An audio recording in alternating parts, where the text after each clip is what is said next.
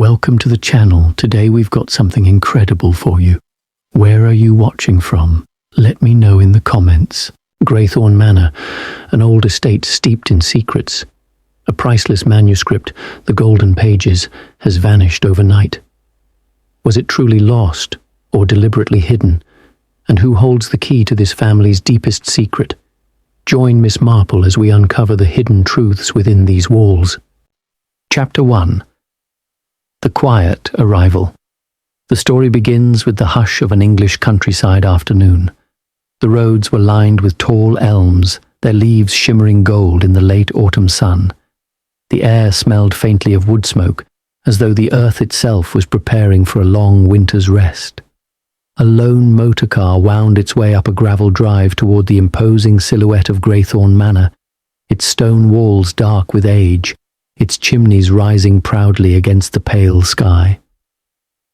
Inside the car sat Miss Jane Marple, small, delicate, and entirely unassuming. She held her knitting bag neatly upon her lap, her eyes twinkling with quiet interest as the manor came into view. To the untrained eye, Miss Marple looked like nothing more than a sweet village lady, a harmless guest invited for a gentle holiday.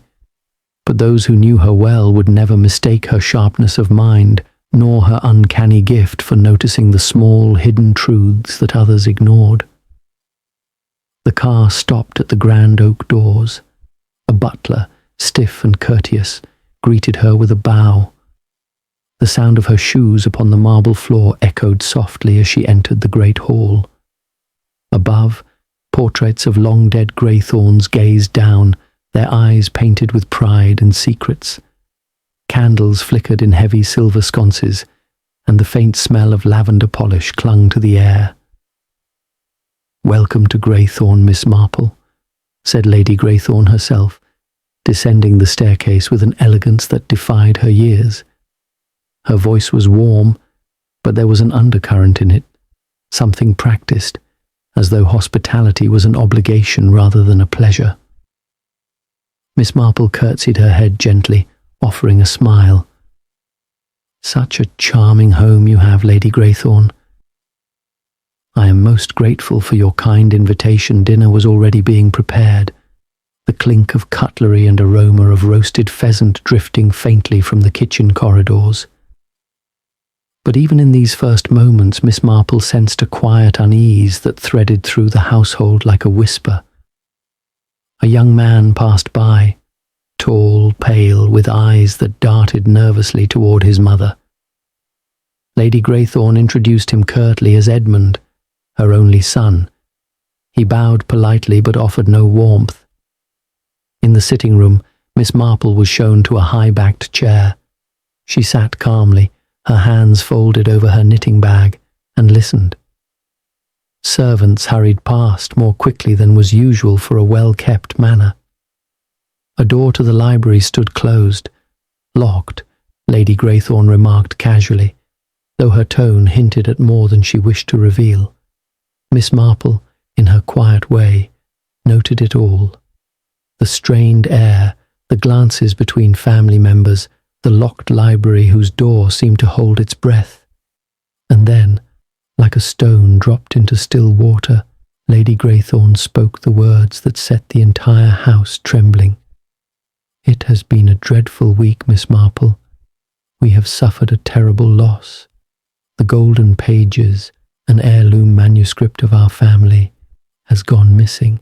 From the library, no sign of intrusion, no trace of theft. Simply vanished. Her voice quivered ever so slightly. Edmund looked away. A fire crackled faintly in the hearth. Miss Marple lowered her eyes, concealing the sharp gleam within them. She spoke softly, almost soothingly. "Lost things have a way of finding their path back, Lady Greythorne. One simply needs to look in the quiet places where no one else thinks to look."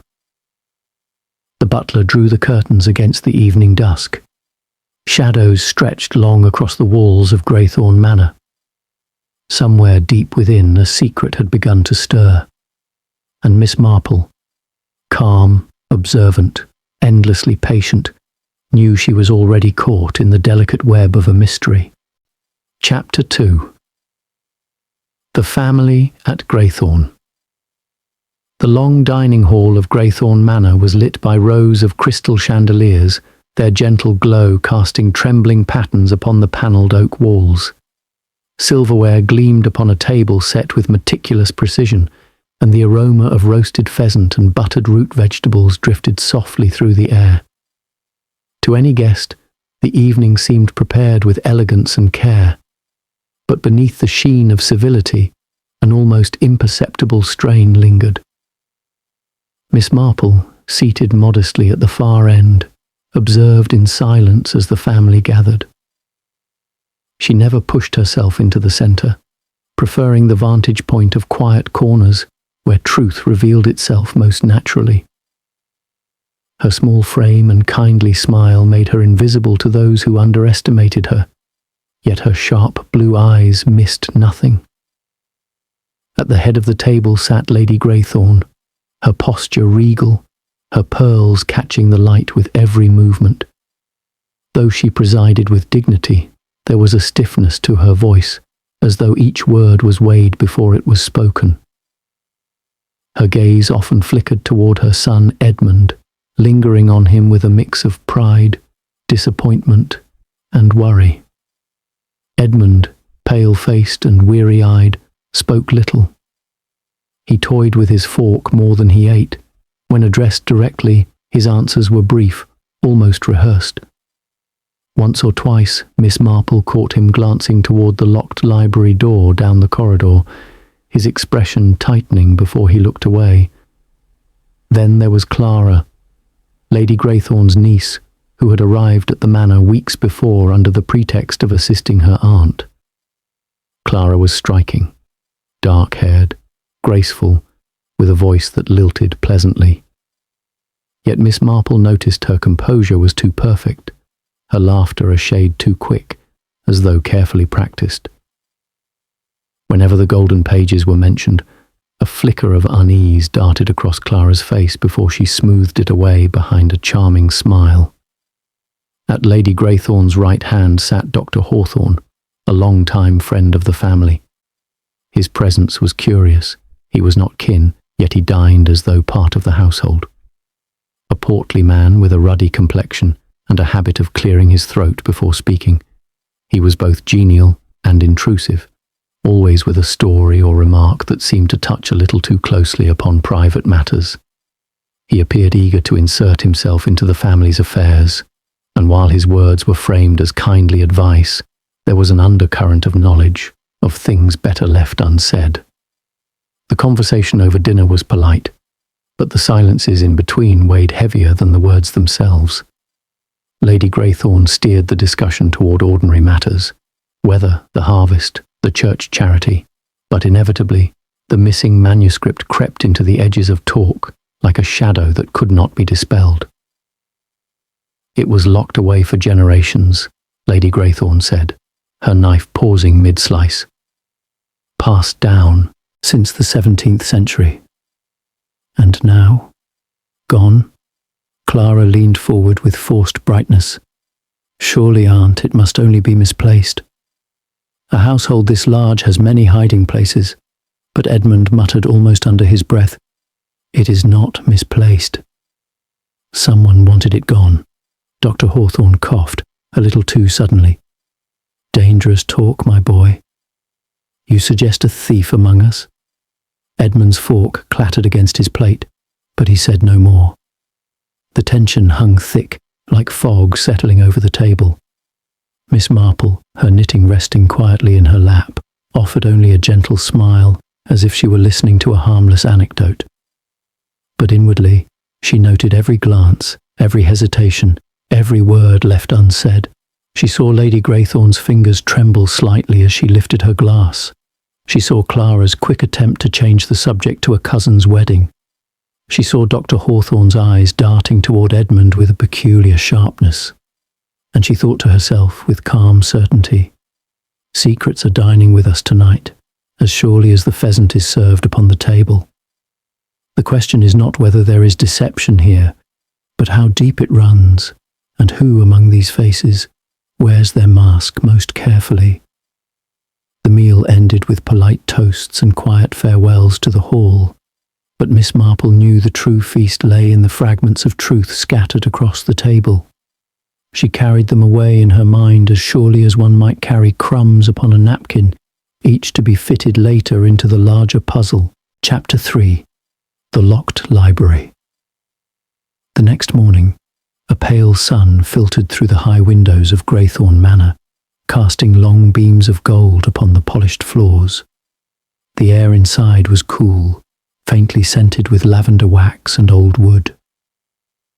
Miss Marple rose early, her quiet steps leading her toward the most whispered-of place in the house, the library. The oak doors of the library stood tall and unyielding at the end of a dim corridor. Heavy brass handles gleamed dully, and above them hung a faded tapestry of hunting hounds chasing a stag through a forest. The doors were locked, just as Lady Greythorne had said, and bore the weight of silence, as though guarding a secret they dared not release. Miss Marple paused, her fingers brushing the air near the lock. To most it was simply a locked door, but to her careful eyes it told a story. There was no sign of forced entry, no splintered wood, no bent metal. The lock gleamed too brightly, as if it had been polished recently. She leaned ever so slightly, noting the tiniest of details. A thread of golden fibre, no thicker than a hair, caught deep in the hinge. She tucked the observation quietly into her mind, as one would place a piece in a jigsaw puzzle. At breakfast later, talk of the library resumed. Lady Greythorne spoke sharply, her tone clipped. The manuscript was kept in a locked cabinet within a locked library. No one but Edmund and I had the keys, yet when we went to look 3 nights ago, the cabinet was open and the golden pages were gone. Her words fell heavy upon the room. Edmund shifted in his seat, his hands clenched. Clara sipped her tea too quickly, nearly spilling a drop upon her gown. Dr. Hawthorne stroked his chin, his eyes narrowed in thought. Miss Marple sat serenely, her knitting needles clicking in rhythm. She asked in her mild, unthreatening way, "And the windows, Lady Greythorne? Were they firmly latched?" "Yes," the older woman replied, "all locked." "I saw to it myself," Miss Marple nodded gently, though her thoughts churned. A locked room, a vanished treasure. Such puzzles were rarely as impossible as they seemed. Somewhere in the ordinary details lay the extraordinary truth. That afternoon she persuaded Clara to show her the library. Reluctantly, the niece fetched the heavy key and led her inside. The door creaked open, and a hush fell as they entered. The library was a cathedral of knowledge, rows of towering shelves crammed with leather-bound tomes, the air thick with the perfume of paper and dust. Shafts of light pierced the tall windows, falling upon a great mahogany desk and a glass-fronted cabinet that now stood ominously ajar. Within it, velvet lining bore the faint impression of where the manuscript had once rested. Nothing else was disturbed, Clara whispered, her voice tight. Only the golden pages. Miss Marple ran her hand lightly across the desk's surface. No dust had been disturbed, save for one faint line near the edge, as though something small and slender had been dragged across. A hairpin, perhaps. A tool. She said nothing, only smiled kindly at Clara and remarked on the fine collection of books. But in her mind, Miss Marple turned the matter over with calm precision. A locked library, a vanished manuscript, and no signs of intrusion. Such mysteries are not solved by force, but by patience. And patience, I have always found, uncovers the smallest truths that others leave behind. As they left the library, the door closed with a heavy thud behind them. To the household, it was merely a room that had been violated. To Miss Marple, it was now a stage, and every player in this drama had already left their mark upon it. Chapter 4. Clues in Conversation. The morning at Greythorne Manor unfolded with deceptive calm. The fog that had rolled across the lawns was lifting, revealing a soft autumn sun that bathed the gardens in pale gold. Birds chirped faintly in the hedgerows, and from the open windows drifted the comforting scent of fresh bread and strong tea. Miss Marple, seated in a corner of the morning room, appeared entirely at ease. Her knitting needles clicked rhythmically, the soft wool growing steadily into a neat pattern. To an untrained eye she seemed immersed in her stitches, but in truth, every word spoken around her slipped quietly into her mind like pieces of a puzzle sliding into place. The household had gathered in fragments. Lady Greythorne sat by the window, posture proud yet weary. A newspaper trembled faintly in her hands, though she hardly turned a page. She spoke with a certain determination, as if willing order back into her home. "This nonsense must come to an end," she declared. "The golden pages must be recovered. It is not merely a relic, it is the very history of our family. Without it, our name is diminished." Her voice carried conviction, but Miss Marple noted the faintest quiver when she said, "diminished," as though her true fear was not the loss of an heirloom, but of authority. At the far end, Clara arranged flowers in a vase, her slender hands moving with quick precision. She smiled often, yet the smile never seemed to reach her eyes. When Lady Greythorne mentioned the manuscript again, Clara interrupted brightly. "Surely, Aunt, no one here would take it. Perhaps it was simply misfiled among the books. There are so many volumes in the library. Why, I myself once lost a journal for weeks, only to find it behind a dictionary." Her tone was light, but Miss Marple heard the too quick insistence, the eagerness to dismiss the matter. People who were innocent seldom rushed to explain away suspicion. Edmund, seated near the fireplace, gave a bitter laugh. "Misfiled? That is a comfortable thought, Clara, but a foolish one.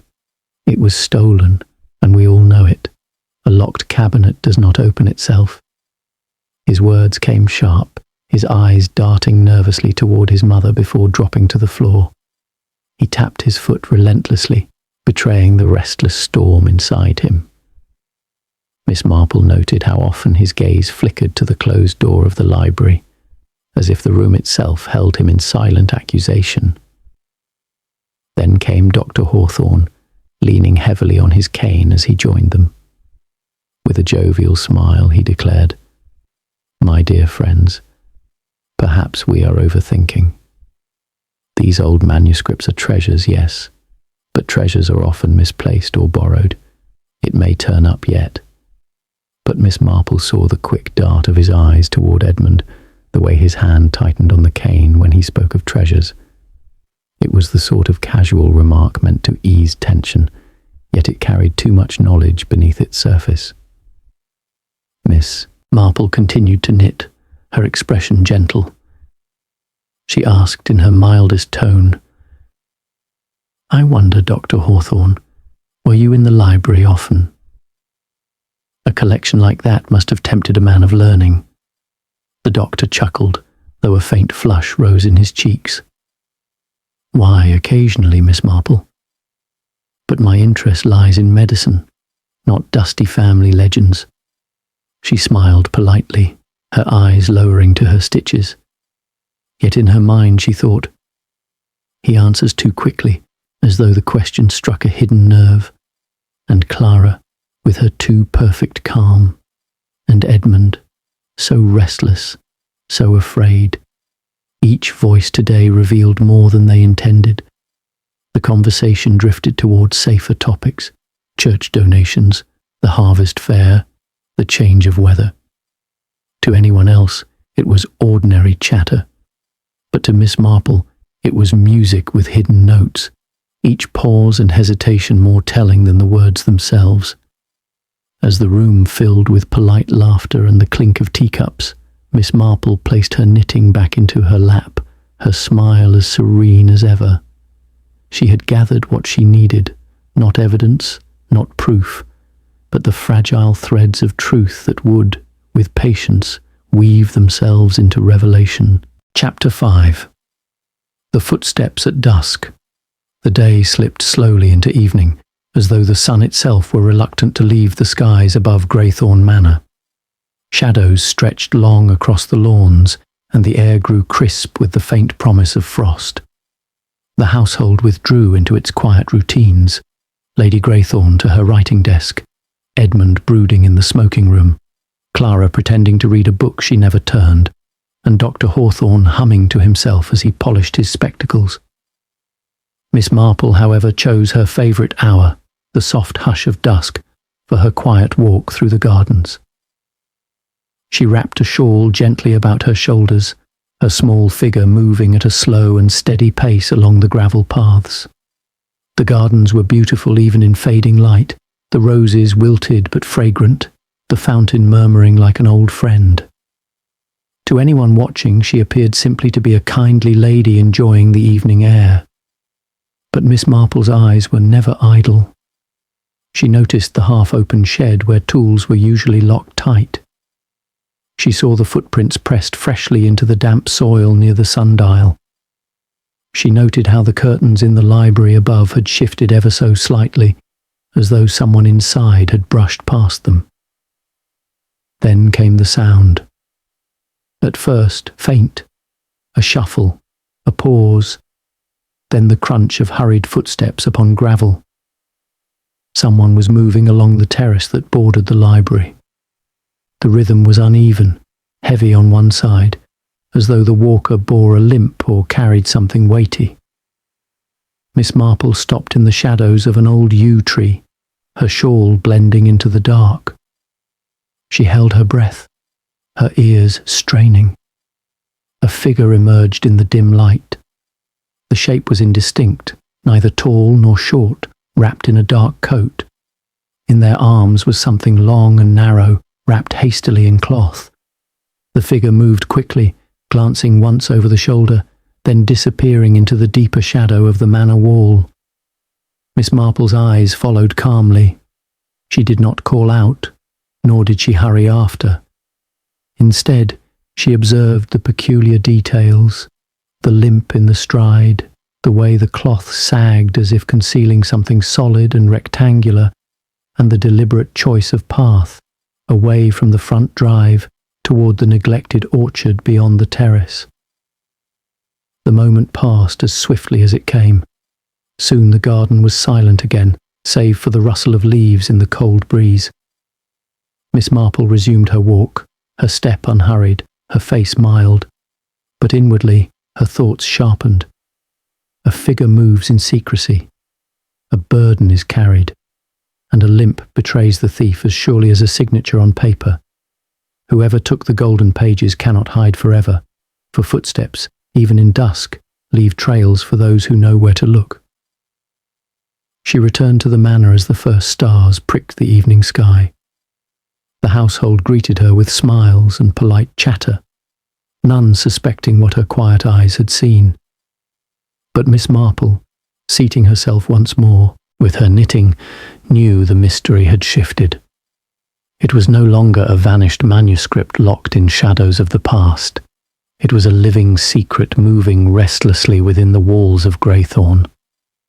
The game had begun in earnest. Chapter 6. The Hidden Diary. The morning after her quiet discovery in the garden, Greythorne Manor seemed unusually still. The autumn sun filtered through lace curtains, painting delicate patterns upon the carpets, and the ticking of the long case clock in the hall echoed like a heartbeat through the silence. To most, it was a house in slumber. To Miss Marple, it was a house that listened, walls holding their breath, secrets pressing to be uncovered. Miss Marple excused herself from the family's morning chatter and wandered to the guest wing, ostensibly to admire the portraits that lined the corridor. Her steps, light as a cat's, carried her toward a room rarely used. The floorboards creaked faintly beneath her weight, but one in particular gave a sharper, hollow sound. She paused, her eyes narrowing with quiet interest. Bending carefully, she pressed her small hand against the plank. It shifted ever so slightly. With the gentlest of nudges, The board lifted to reveal a narrow space beneath. Inside, wrapped in faded cloth, was a leather-bound diary. Its cover was cracked with age, but its clasp undone, as though someone had hidden it in haste. Miss Marple drew it out with delicate care. The diary smelled faintly of ink and dust, its pages filled with hurried, uneven handwriting. She adjusted her spectacles and began to read. The entries were fragmented, but their meaning grew clear. Debts owed, secret meetings, whispered threats. There were mentions of the golden pages, not as a cherished heirloom, but as a weapon of knowledge, a record of family scandals and betrayals stretching back centuries. Whoever controlled it could control the Greythorne legacy itself. One entry chilled her more than the rest. If the pages fall into Edmund's hands, all is lost. He knows too much already. Silence must be kept, whatever the cost. Miss Marple closed the diary slowly, her fingers lingering on the words. Her face betrayed nothing, but within her mind, threads began to weave together. The theft was no longer merely about gold-leafed manuscripts. It was about power, shame, and the desperate need to keep certain truths buried. As she replaced the board carefully, the faint creak of a step echoed behind her. Miss Marple turned, her expression pleasantly mild. Clara stood in the corridor, her face pale, her smile too swift. "Oh, Miss Marple," Clara said lightly, though her voice trembled at the edges. "Exploring the manor, are you? It is a maze, isn't it?" "Indeed, my dear," Miss Marple replied, tucking her hands into her shawl. "One never knows what one may stumble upon in such an old house." Clara's eyes flicked for a moment toward the floorboard, then quickly away. She offered a hurried farewell and disappeared down the hall, her footsteps brisk. Miss Marple remained still for a long moment, her thoughts calm but precise. So, Clara knows of the hiding place. The diary speaks of silence, of threats, of Edmund. And somewhere in this house lies the truth wrapped tighter than any cloth. But secrets, like water, have a way of seeping through the smallest cracks, and I intend to follow their trail. She returned to her chamber, the diary now a memory imprinted in her mind. Outside, the autumn wind stirred the trees, scattering leaves like whispered confessions across the grounds. The mystery deepened, yet Miss Marple's serene smile never faltered. For she knew, puzzles are solved not by force, but by patience, and the patience of Miss Marple was endless. Chapter 7. The Puzzle of the Locks. The rain came that afternoon, soft and steady, pattering against the tall windows of Greythorne Manor. The house seemed to sink into its own silence, the fire in the hearth crackling as though reluctant to break it. Most of the household had retreated to their rooms, Lady Greythorne to correspondence, Edmund pacing in restless silence, Clara pretending at embroidery, and Dr. Hawthorne in the study with his pipe. Miss Marple, however, made her way once more to the library. The butler, accustomed by now to her quiet wanderings, unlocked the heavy oak doors with some hesitation, then withdrew. Alone in the great chamber of books, Miss Marple let her keen eyes fall upon the lock. It was a sturdy brass mechanism, the sort designed to withstand careless tampering. At first glance it bore no flaw, yet Miss Marple leaned close, adjusting her spectacles. There, just beneath the keyhole, were faint scratches, so fine that only a patient eye would see them, not the marks of accident, but the deliberate trace of a tool.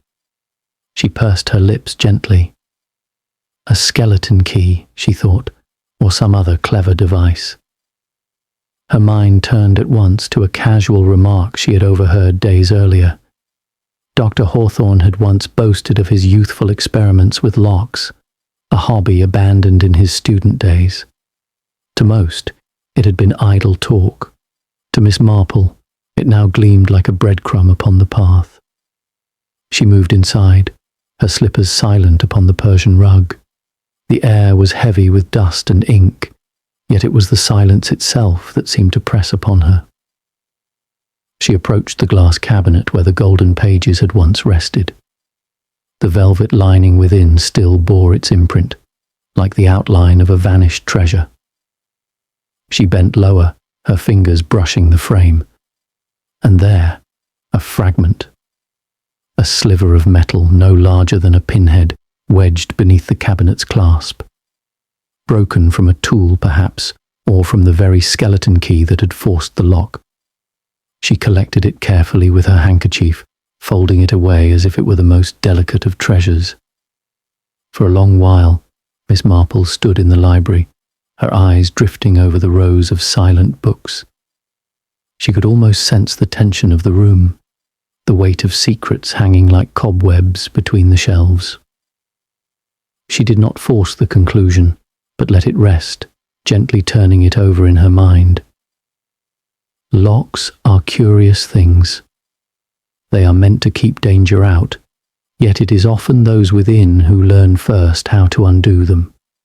Dr. Hawthorne knows of locks, Edmund knows of desperation, Clara knows of hiding places.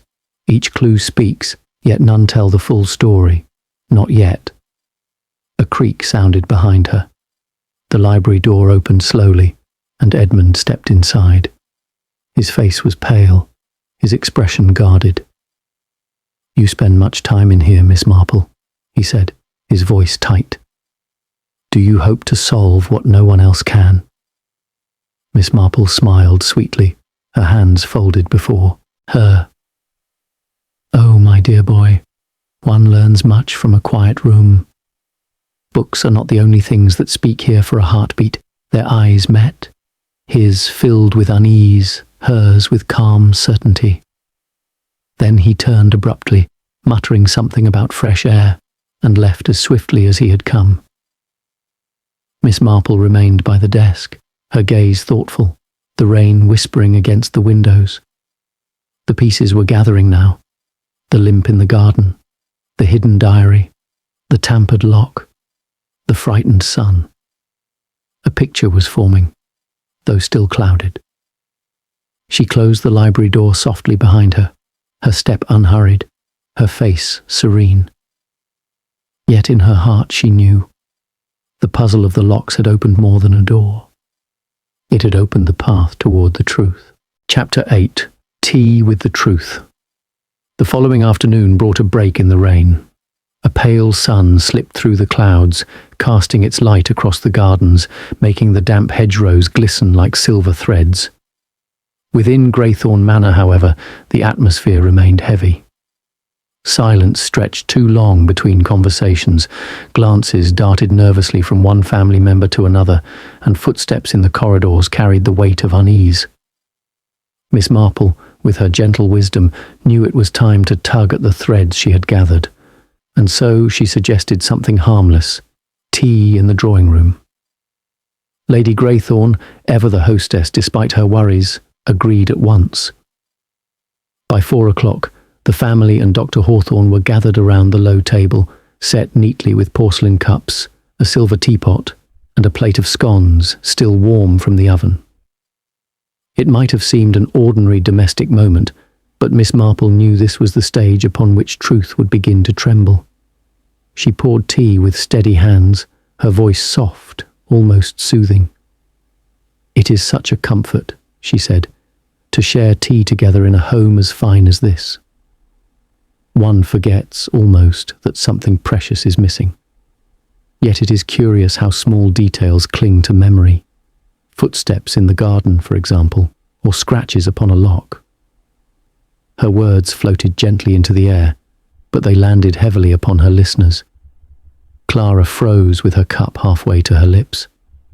Edmund stiffened, staring down at his saucer. Dr. Hawthorne cleared his throat rather too loudly, while Lady Greythorne's expression hardened. Miss Marple continued, her tone unchanged, as though she spoke of weather or flowers. "And of course, diaries are such private things. One finds them tucked away in the most unusual of places, They often reveal matters we would rather not speak of. Debts, quarrels, family disputes.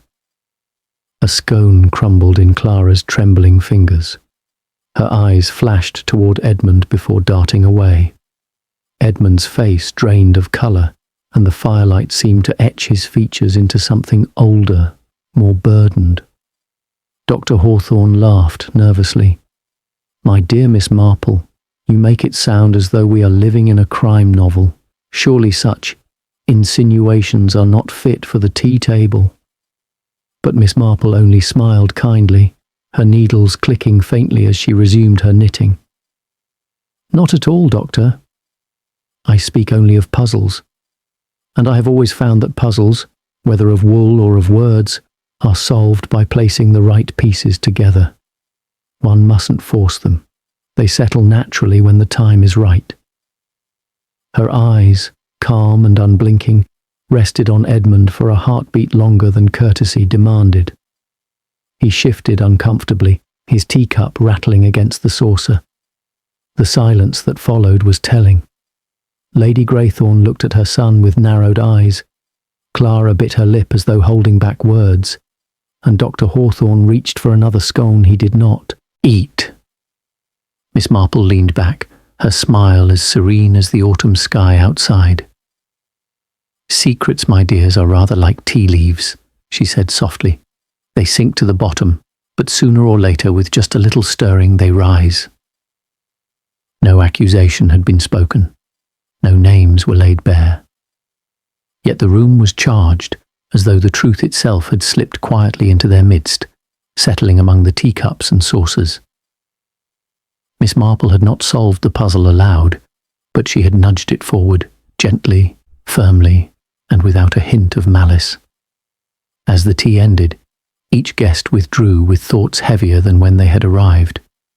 Clara's steps were hurried, Edmund's silent, Lady Greythorne's sharp, and Dr. Hawthorne's forcedly cheerful. Only Miss Marple remained calm, folding her knitting neatly into her lap. "It will not be long now," she thought. "The truth is restless, and it will show itself. All I need do is wait for it to stumble into the open." Outside, the sun dipped low once more, the manor wrapped in lengthening shadows, and Miss Marple, ever patient, knew that the threads she had stirred over tea would soon unravel into revelation. Chapter 9. The Revelation in the Garden. Night had settled over Greythorne Manor like a velvet curtain, heavy and silent. The moon hung pale above the orchard, silvering the dew-drenched grass, while a lantern or two flickered faintly along the gravel path. The house itself was hushed. Windows glowed dimly, voices softened behind curtains. Yet in the garden, the truth waited. Miss Marple, wrapped in her shawl, walked slowly among the roses. To anyone watching, she might have appeared merely an old lady enjoying the cool of night, but her eyes were sharp, searching, patient. She had felt the tension at tea, had seen Edmund's trembling hands, Clara's hurried glances, Dr. Hawthorne's false cheer, and she knew one thread was ready to snap. It was Edmund who emerged first, his figure tall but slumped, his steps uneven across the path. The lantern light revealed a face pale and drawn, shadowed by guilt. When he saw Miss Marple, his lips tightened. "You are restless tonight, Mr. Edmund," Miss Marple said gently, her voice as calm as the night air. "The garden is a fine place for troubled thoughts." He gave a short, bitter laugh. "Troubled thoughts? You could say that. The whole house is poisoned with them." Miss Marple let the silence linger, then spoke softly. "You see, I have been thinking about footsteps. The ones I heard by the library terrace. A limp, a burden carried. And then, of course, the marks upon the lock, the diary hidden under the floorboard. Puzzles, my dear boy, are like weeds in a garden. They grow together, but one must learn which root belongs to which leaf." Edmund's shoulders tensed. He turned away, staring at the sundial that stood at the garden's heart, its shadow long and sharp beneath the moonlight. For a moment, he seemed carved in stone. Then he whispered hoarsely, "I never meant to harm anyone." Miss Marple stepped closer, her voice still tender. "No, I do not believe you did. You were afraid, Edmund. Afraid of debts, afraid of shame, afraid of what would happen if the golden pages revealed too much. So you took it. You thought to hide it until you could decide what must be done." He gave a broken sigh, covering his face with his hands. "Yes, I took it. I could not bear the thought of our name dragged through the mud, or my mother learning the truth of my foolishness. I hid it here, in the hollow of the sundial. I thought no one would ever know." He knelt suddenly, his fingers fumbling at the stone base. With effort he lifted a panel, revealing the hidden cavity within, and there it was, the golden pages, wrapped in cloth, glinting faintly where the lantern light kissed the gilded edges. Miss Marple regarded it calmly, her eyes soft. "There it is, safe, after all. You see, Edmund, the pages are not what destroy reputations. It is the lies told to hide them. The truth, once faced, loses much of its power to wound." Edmund bowed his head, trembling. "You will tell my mother?" "I will," Miss Marple replied gently. "But I shall also tell her that her son wished only to protect what he loved. It is for her to judge, but I suspect her heart will guide her more kindly than you fear." For a long moment, only the rustle of leaves filled the silence. Then Edmund replaced the manuscript, cradling it as though it were both a burden and a blessing. He looked at Miss Marple with weary gratitude, as though her gentle firmness had lifted some unbearable weight.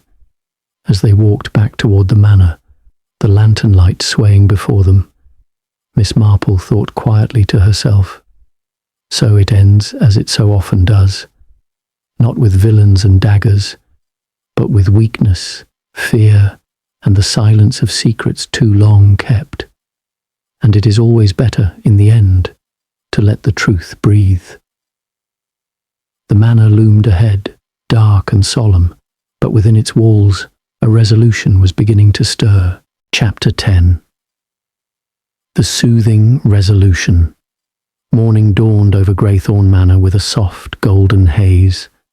Sunlight filtered through the mist lingering in the gardens, gilding the autumn leaves and sparkling upon the dew-soaked grass. The air was crisp, carrying the faint scent of wood smoke from the hearths, and a sense of calm had settled over the household that had been missing for so many days. Inside, the manor was awake, but serene. Lady Greythorne walked slowly down the grand staircase, her eyes brighter, and her posture less rigid than before. The golden pages had been returned, and with them came the quiet restoration of order. Yet even in her relief, she retained the dignity of her station, moving with care as she descended into the hall. Edmund, still pale from the strain of confession, followed behind. His shoulders were less tense, his steps steadier. There was a vulnerability to him now, but also a subtle relief, as though the weight of fear and secrecy had lifted. Clara moved about with measured grace, her hurried energy of the previous days replaced by a softer composure, and even Dr. Hawthorne seemed subdued, his geniality tempered by a hint of reflection. Miss Marple, seated in her favourite chair in the drawing-room, watched the scene unfold with quiet satisfaction. Her knitting lay abandoned for a moment, her hands clasped calmly in her lap. She had guided the events gently, without accusation or force, letting each revelation arrive at its natural time. Lady Greythorne approached her. The tension in her face eased. "Miss Marple, I cannot thank you enough. You have restored more than a manuscript, you have restored peace to our home." Miss Marple smiled, her eyes twinkling. "It was never lost, Lady Greythorne, only hidden. And sometimes secrets do not vanish. They simply wait for someone to notice them." The family gathered in the sunlit hall, and for the first time in days, conversation flowed easily. Edmund spoke softly of his mistakes, his words tinged with humility and hope for forgiveness. Lady Greythorne listened, her sternness softened by love. Clara shared quiet smiles with both, no longer forced but genuine, and even Dr. Hawthorne's reflective demeanour seemed less imposing, less intrusive. In the library, the golden pages were returned to their cabinet, lined once more with velvet. The sunlight from the tall windows shimmered upon the gilded edges of the manuscript, giving it an almost magical glow. Yet Miss Marple knew the true value lay not in the pages themselves, but in the lessons learned about fear, honesty, and the bonds of family. She settled back in her chair, the quiet ticking of the long case clock filling the comfortable silence. Outside, the autumn wind whispered through the trees, scattering leaves across the lawns like confessions that had finally found release. Miss Marple sipped her tea gently, her gaze softening as she reflected. Puzzles are not about what is lost. They are about what is hidden, what is feared, and what, in time, must be seen. And once the truth is faced, the heart can rest, the home can breathe, and peace can settle once more. And so Greythorne Manor returned to its rhythm. The golden pages lay safe, the family reconciled, and Miss Marple, serene as ever, had guided them through shadows into light, proof that patience, observation, and gentle wisdom could solve even the most tangled of mysteries. The manor hummed with quiet life, and the world outside shimmered under the golden autumn sun, as if approving of the resolution within.